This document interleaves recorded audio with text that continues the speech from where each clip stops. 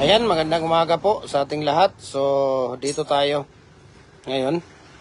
At ipapakita natin kung paano natin ginagawa ang ating matting art sa pins concrete post molder at dragon fruit post molder ito. Okay, nandito yung sukat natin. Okay, sa itong parang triangle yan, no? Yung parang triangle na yan ay yung parang triangle na yan ay mayroong tawag dito. Mayroong sukat yan na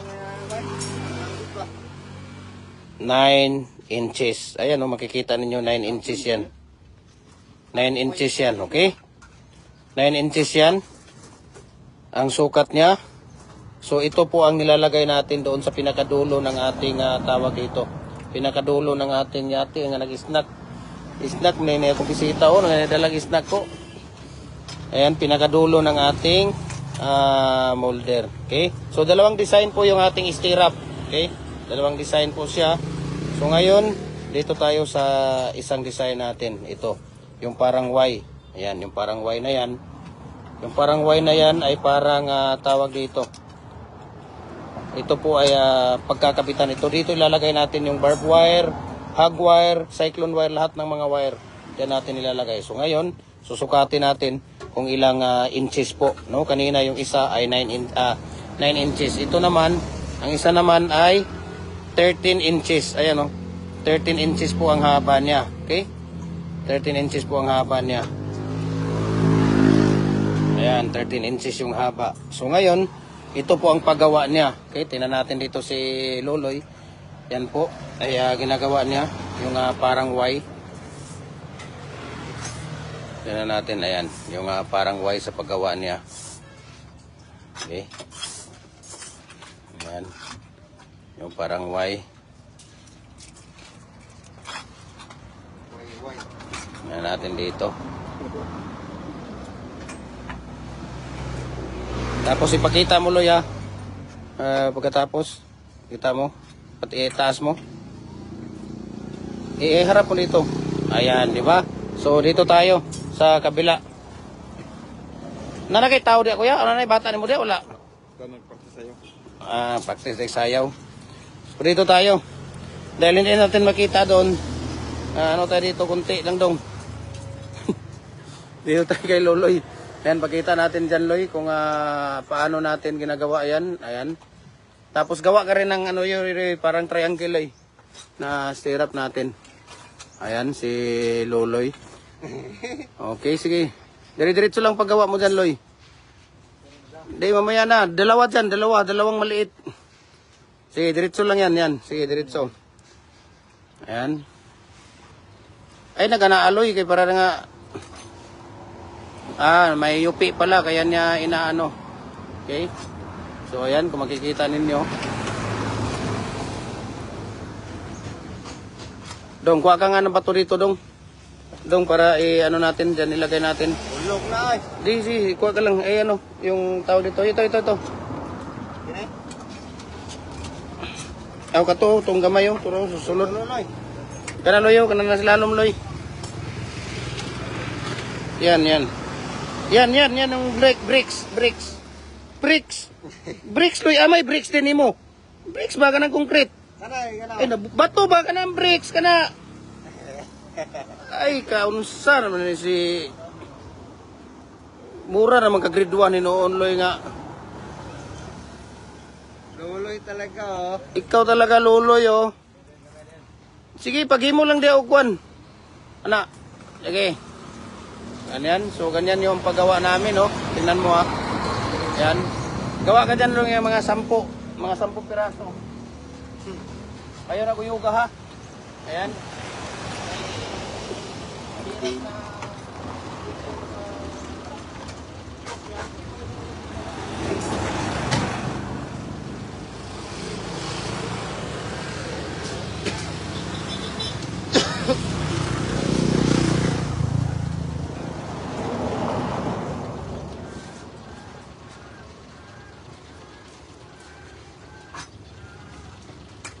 So, dalawang design po yan. Okay? Yan, dalawang design yan. Yan po ay stirrup, no? Yan po ang paggawa ng stirrup. So, yung parang triangle, oy. Kuha ka ng mga 10 piraso dyan. Yan ang gawin mo, sige. Para makita nila.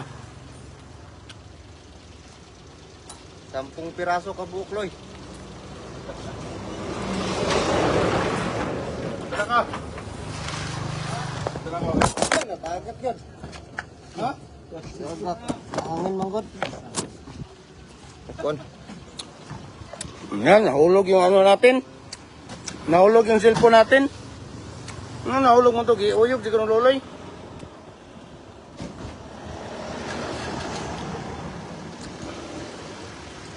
Ayan.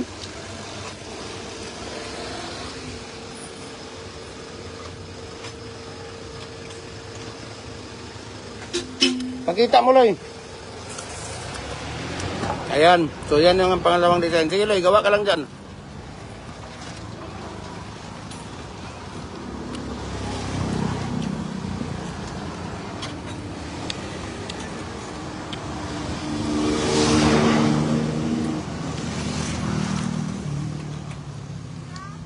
Ayan. Sige lang, gawa ka lang. Dire-diretso lang ang gawa mo. Para makita nila paano natin ginagawa yan. Okay?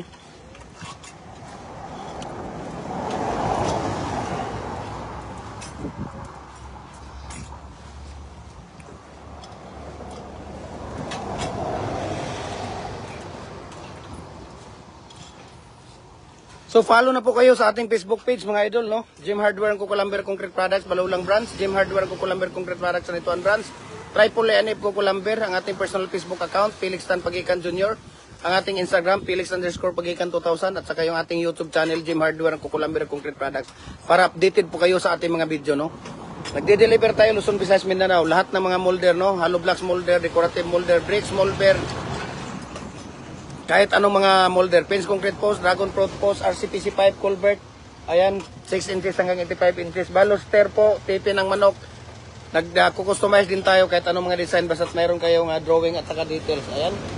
So, sana ay nagustuhan ninyo yung video natin, no? Paki-share, paki-comment, paki-react. Kung nagustuhan ninyo yung video natin, paki-share, paki-comment para tingnan natin kung saan naabot itong video natin. So ito po ang pangkabuhayan na showcase po. So balikan natin si Loloy doon sa loob para doon sa tawag dito. Ayan. Para doon sa Y at saka yung design ng ating pagtutupian ng ating bakal. Ayan. Okay. So punta tayo ngayon doon sa loob para makita ninyo kung paano namin tinutupi yung bakal. Yung Y na, Loy. Ayan. Para makita natin kung paano natin tinutupi yung bakal.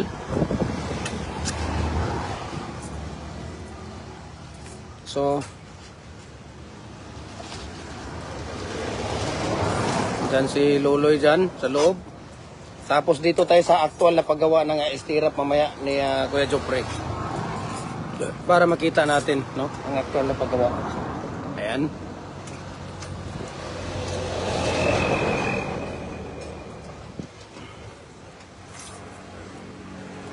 Yan yung Y na paggawa.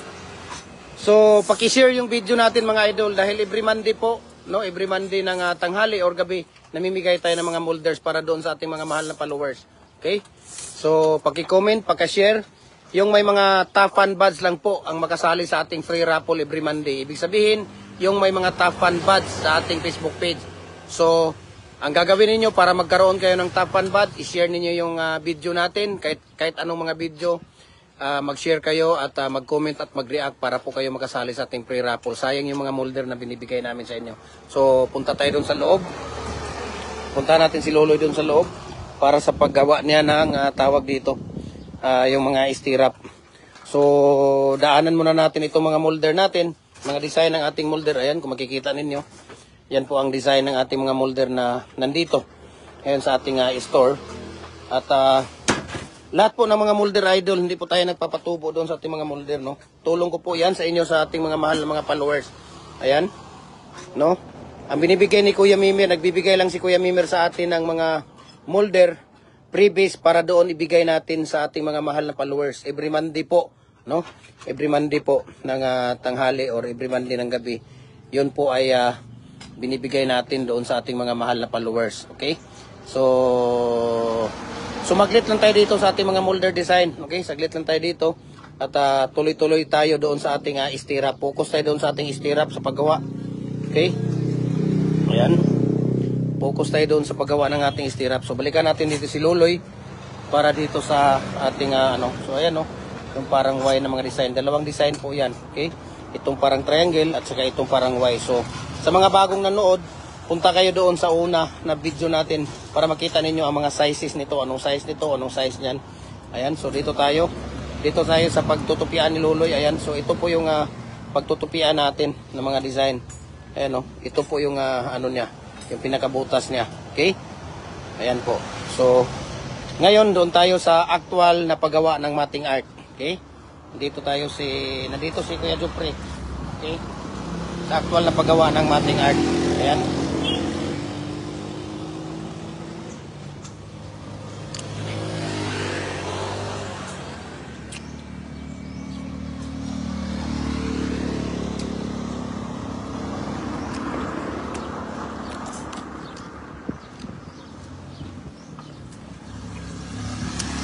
So, ang ginagawa niyo dito, tatlong klase lang po yung bakal natin, no? Kasi ang molder natin, 8 feet lang siya. Okay? So, ang kadalasan natin ginagawa ay 6 feet at 7 feet. Okay?